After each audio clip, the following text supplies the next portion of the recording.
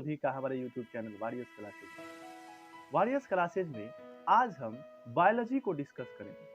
और बायोलॉजी में हम आपको आज जो टॉपिक कराएंगे वो है ग्लैंड। ग्लैंड हमारे शरीर से ही रिलेटेड है। आप सभी एज इजिली इस चैप्टर को समझ सकते हैं। तो आइए इसका हम बेसिक लेक्चर स्टार्ट करेंगे।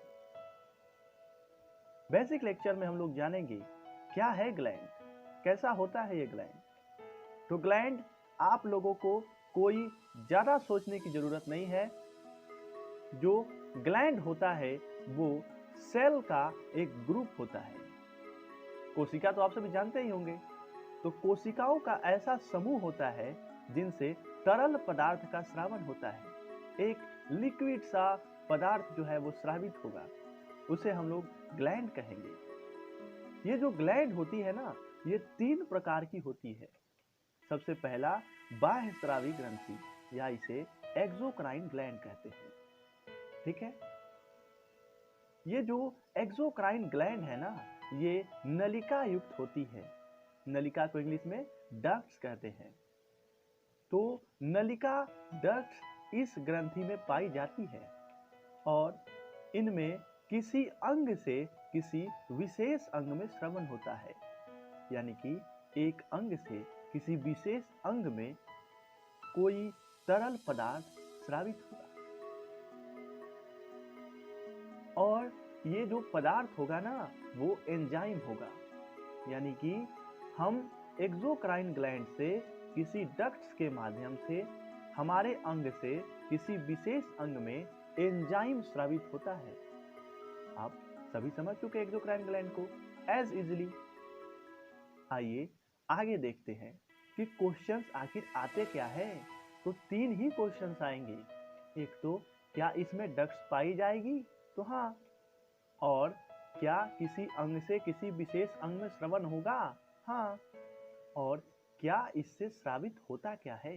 आखिर हम लोगों ने देखा कि लिक्विड कोई पदार्थ स्रावित होता है तो आपसे पूछ सकता है कि वो पदार्थ क्या होगा, उसकी प्रकृति क्या होगी, उसका नेचर क्या होगा। तो उसका नेचर होगा एंजाइम। तो हमेशा याद रखेंगे कि एक्सोक्राइन ग्लैंड से हमने या हमारे शरीर में एंजाइम स्रावन होता है, एंजाइम का फॉर्मेशन होता है। आइए आगे देखते हैं। आगे हम लोग देखेंगे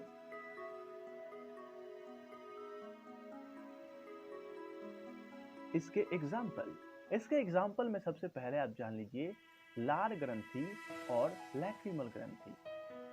लार ग्रंथि जो होता है ना, उसमें लार का स्रावन होता है और ये हमारे मुख में पाई जाती है। आप लोग जब भी किसी भोजन को खाते हैं, चबाते हैं, तो उसमें लार जो होता है वो महत्वपूर्ण भूमिका निभाता है। ये लार हमारे शरीर में भोजन को मीठा बनाएगा, उसको चबाने में हेल्प करेगा। तो इसको कौन सी ग्रंथि स्रावित करेगी, तो होगी लार ग्रंथि। इसे आप एज इजिली याद रख सकते हैं। ठीक है, आइए आगे देखते हैं। लैक्रिमल ग्रंथि। लैक्रिमल ग्लैंड से हमारे आंसू का स्रावन होता है। जब कभी भी आप रोते हैं तो आपकी आंखों से जो पदार्थ निकलता है ना, वो होता है सोडियम क्लोराइड। यही एग्जामिनर आपसे पूछ लेता है कि आखिर वो पदार्थ कौन सा है। तो हमें हमेशा याद रखना है कि वो पदार्थ है सोडियम क्लोराइड। यानी कि आप इसका रासायनिक सूत्र जानते ही होंगे, NaCl।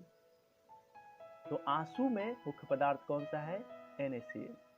सीबम आप जानते हैं ना, तो सीबम को जो स्रावित करता है ना, वो है सीबेसिस ग्रंथि या सीबेसिस ग्लैंड। अब आपको पसीने बहुत आते हैं, तो पसीने के लिए कौन सा ग्रंथि उत्तरदायी है, तो है स्वेद ग्रंथि। आपको याद रखना है कि जब भी आपको पसीना आए, यानी कि आपकी स्वेद ग्रंथि एक्टिव हो चुकी है। पसीना आना जरूरी है, लेकिन वो ग्लैंड कौन सी है जो पसीने का स्रावन करती है, वो है स्वेद ग्रंथि। अब हम सबसे इंपॉर्टेंट ग्रंथि पे चर्चा करेंगे, वो है यकृत ग्रंथि या जिसको आप लीवर कहते हैं। लीवर हमारे शरीर में बहुत सारे कार्य को करता है और हमें इसे डिटेल में जानना होगा। तो आइए स्टार्ट करते हैं।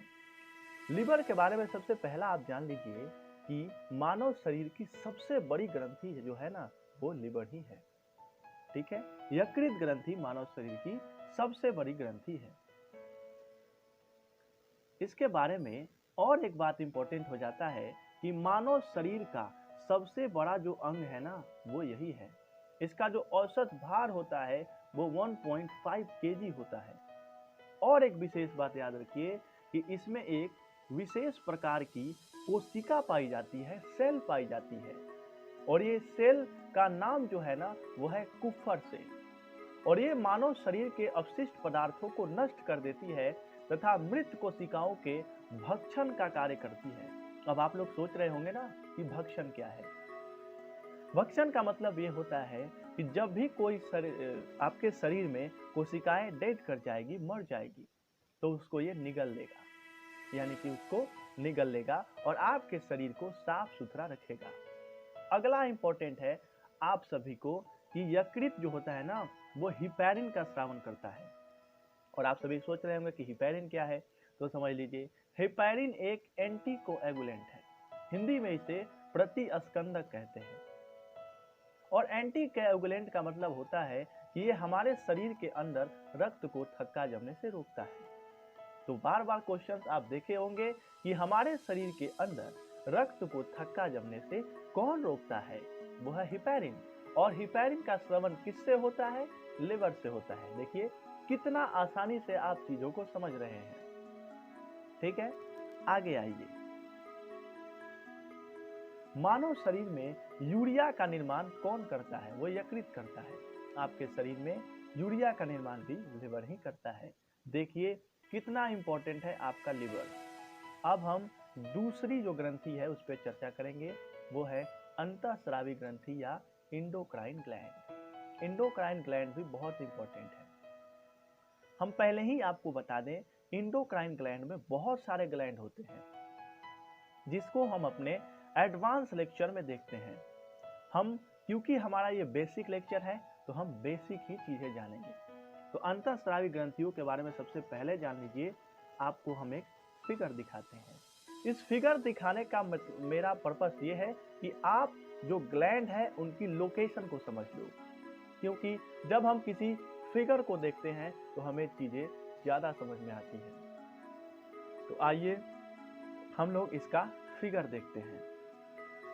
फिगर देखने से हमें पता चलता है कि जो हमारा हाइपोथैलेमस, थैलेमस और जो पिट्यूटरी ग्लैंड है, ये सारे ग्लैंड हमारे ब्रेन के पास है। कहाँ है? ब्रेन के पास है। पीनियल ग्लैंड, पीनियल ग्लैंड के बारे में जान लीजिए। इसे हम लोग कहते हैं मानव शरीर की तीसरी आंख। बहुत इंपॉर्टेंट है पीनियल ग्लैंड। थायराइड ग्लैंड, आप सभी जानते हैं, थायराइड ग्लैंड हो या पैराथायराइड ग्लैंड हो, ये आपके गर्दन में पाया जाता है। थाइमस आपके कंठ के पास। पैनक्रियाज, जिसको हिंदी में अग्न्याशय कहते हैं, आपके स्टमक में है। एड्रीनल ग्लैंड बहुत इंपॉर्टेंट है, ये भी आपके लिवर के पास होता है। तो आइए आगे चलते हैं।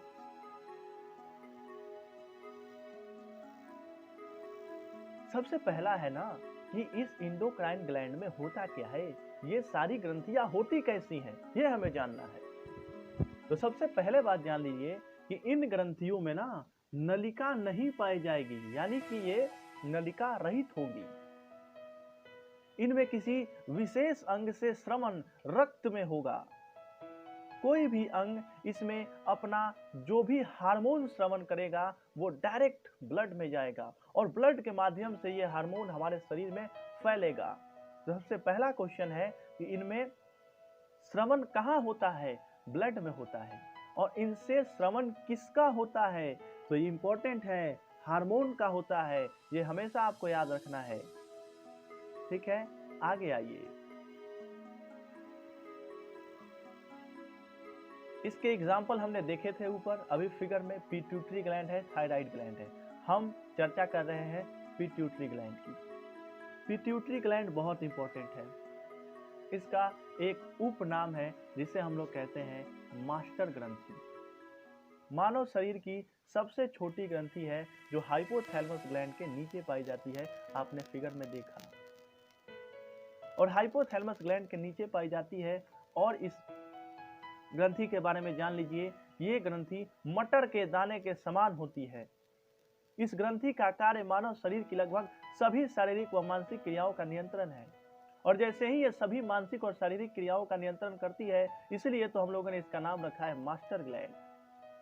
लेकिन इस मास्टर ग्लैंड को भी एक ग्रंथि नियंत्रित करती है, जिसे हम लोग कहते हैं हेडमास्टर ग्लैंड, जिसको हमने आपको नोट में लिखवा दिया है।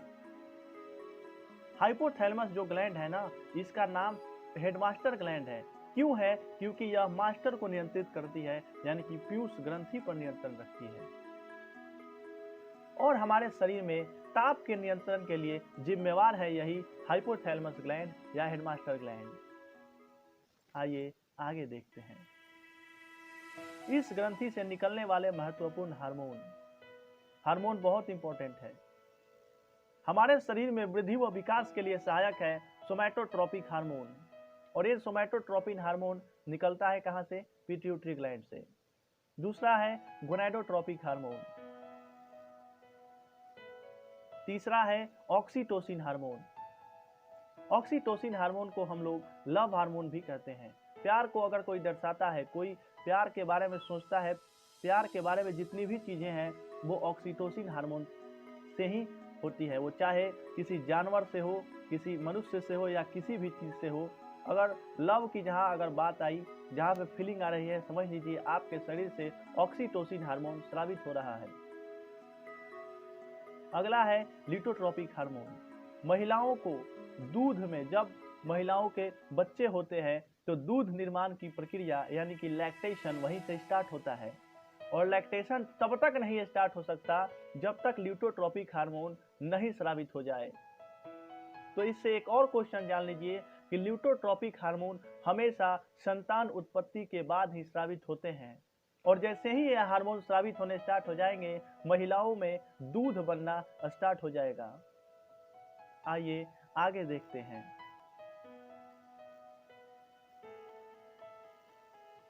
Adrenal corticotropic hormone ACTH। अगला है anti diuretic hormone. Anti diuretic hormone को हम वैसोप्रेसिन के नाम से भी जानते हैं। क्या इंपॉर्टेंट है इसमें? जब भी हम कोई जल पीते हैं, पानी पीते हैं, तो उस पानी का अवशोषण हमारे यकृत में होता है। वो अवशोषित करने का कार्य एंटी डायूरेटिक हार्मोन का है। अगर एंटी डायूरेटिक हार्मोन की मात्रा कम हो गई, ये सिक्रीट नहीं हुआ, तो हमारे शरीर में जल का अवशोषण नहीं होगा। और जब जल का अवशोषण ही नहीं होगा तो हमें ज्यादा मूत्र विसर्जन करने की जो है कि आदत लग जाएगी और हम अत्यधिक मूत्र उत्सर्जन करने लगेंगे। और जब हम अत्यधिक मूत्र उत्सर्जन करने लगेंगे तो कोई भी चीज की अधिकता एक बीमारी होती है। तो बीमारी जिसका नाम हो जाएगा मधुमेह। अगला जो हार्मोन है वो है मेलानोसाइट स्टिमुलेटिंग हार्मोन। हम सभी जानते हैं कि हमारे त्वचा के रंग के लिए उत्तरदायी है एक वर्णक जिसका नाम है मेलानिन। और ये मेलानिन मेलानोसाइट स्टिमुलेटिंग हार्मोन के स्रावन होने से ही बनता है और ये हमारे त्वचा के रंगों के लिए उत्तरदायी है। अगर हमारे शरीर में मेलानिन की मात्रा बढ़ी तो हम हो जाएंगे काले। अगर ये मेलानिन घट गया तो हम हो जाएंगे गोरे। और अगर ये मेलानिन नहीं बढ़ा, नहीं घटा, तो हम हो जाएंगे सांवले। तो भारत के अत्यधिक जो उत्तरी भारत में लोग हैं वो सांवले हैं, क्योंकि इनमें ना मेलानिन ज्यादा है और ना ही मेलानिन कम है। ब्रिटेन के लोगों में मेलानिन की मात्रा कम है, तो आप लोग देखते होंगे कि वे लोग गोरे हो जाते हैं। अगर हम साउथ इंडिया की बात करें, दक्षिण भारत के लोगों की बात करें, तो उधर में मेलानिन वर्णक उन लोगों में ज्यादा है, तो आप सभी देखते होंगे वो लोग काले दिखाई पड़ते हैं। तो आप समझ लीजिए मेलानिन हार्मोन कितना इंपॉर्टेंट है और मेलानोसाइट स्टिमुलेटिंग हार्मोन कितना इंपॉर्टेंट है। एक मटर के दाने की आकार की ग्रंथि इतने सारे कार्य को कर रही है जिसे हम लोग मास्टर ग्लैंड कह रहे हैं। आइए अगली ग्रंथि पे चर्चा करेंगे, वो है थायराइड ग्लैंड। आपने देखा फिगर में, तो आइए इसको डिस्कस कर लेते हैं।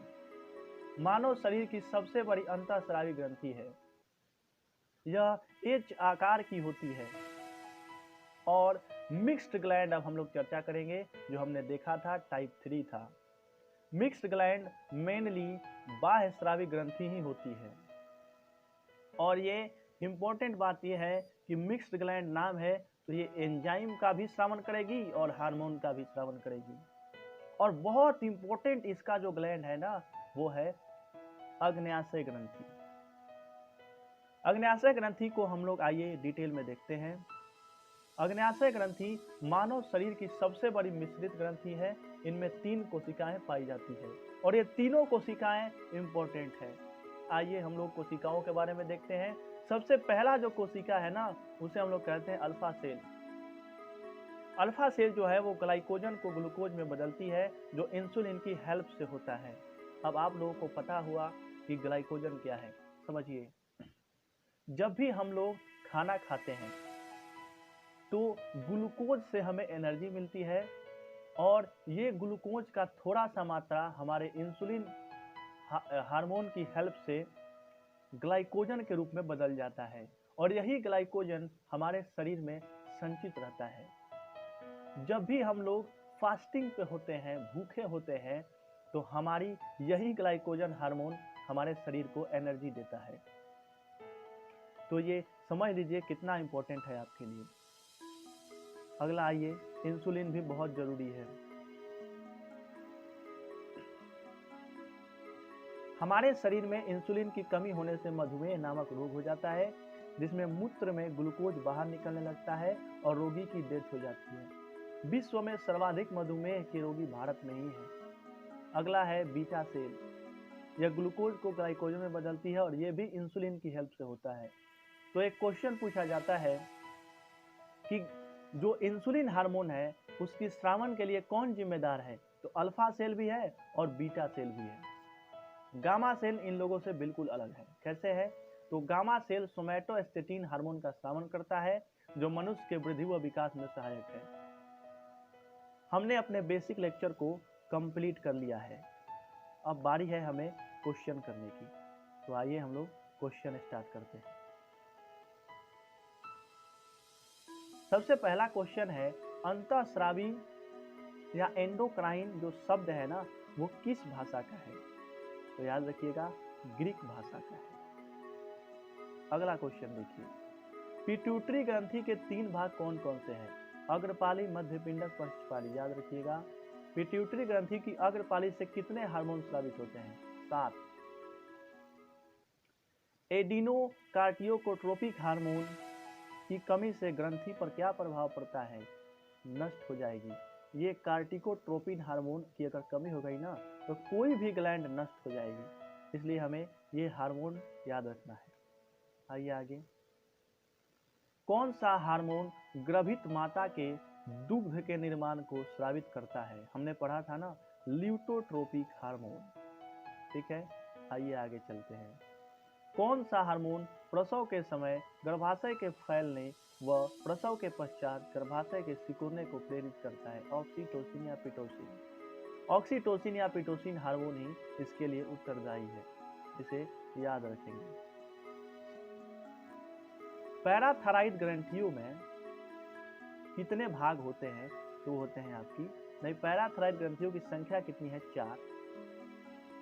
प्रत्येक वृक्क के शीर्ष पर टोपी के समान कौन सी ग्रंथि होती है? यही है एड्रिनल।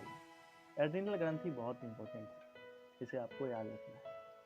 आइए आगे, एड्रिनल ग्रंथि का बाहरी भाग क्या कहलाता है? कॉर्टेक्स। और केंद्रीय भाग कहलाता है मेड्यूला। किस हार्मोन का मुख्य कार्य शरीर में कैल्शियम और फास्फोरस के उपापचय का नियमन करना है? वो है पैराथा हार्मोन। एड्रिनल कॉर्टेक्स की कोशिकाएं कितने हार्मोन को स्रावित करती है? देखिए, एक छोटी सी एड्रिनल कॉर्टेक्स है और ये हार्मोन स्रावित करती है 50। बहुत इंपॉर्टेंट है। ये हार्मोन सामाहिक रूप से क्या कहलाते हैं? कार्टियोकोस्टेरॉइड्स। कौन सा हार्मोन अनुकंपी तंत्रिका तंत्र से नियंत्रित होने वाली क्रियाओं को निर्मित करता है? एड्रेनलिन। ये बहुत इंपॉर्टेंट है, मैंने आपको बताया था। अग्न्याशय किस प्रकार की ग्रंथि है? पाचन ग्रंथि भी है, लेकिन ये मिक्स्ड ग्लैंड है। अग्न्याशय की कौन सी कोशिका ग्लूकागोन हार्मोन स्रावित करती है? अल्फा। अल्फा बीटा कोशिकाएं क्या बनाती है? इंसुलिन। अंडाशयों के किन दो प्रकार के हार्मोन निकलते हैं? Estrogen, progesterone. ये पुरुष हार्मोन है, मेल हार्मोन है, ये आपको याद रखना है, एस्ट्रोजेन, प्रोजेस्टेरॉन। आइए आगे। कौन सा हार्मोन ऑक्सीजन मेटाबॉलिज्म की दर को बढ़ाकर जीवन की रफ्तार को बनाए रखता है? वह है थायरॉक्सिन। किस हार्मोन के अल्प स्रावन से बच्चों की जड़वामनता, शरीर बौना या कमजोर हो जाता है? तो वो है आपका थायरॉक्सिन। बहुत इंपॉर्टेंट है। हमने जो ग्लैंड का था वो बेसिक लेक्चर हमने कंप्लीट कर लिया है। एडवांस लेक्चर आपको आगे मिलेंगे। अगर आपको हमारा कंटेंट अच्छा लगे तो इसे लाइक कीजिए, शेयर कीजिए और सब्सक्राइब कीजिए। Thank you. जय हिंद।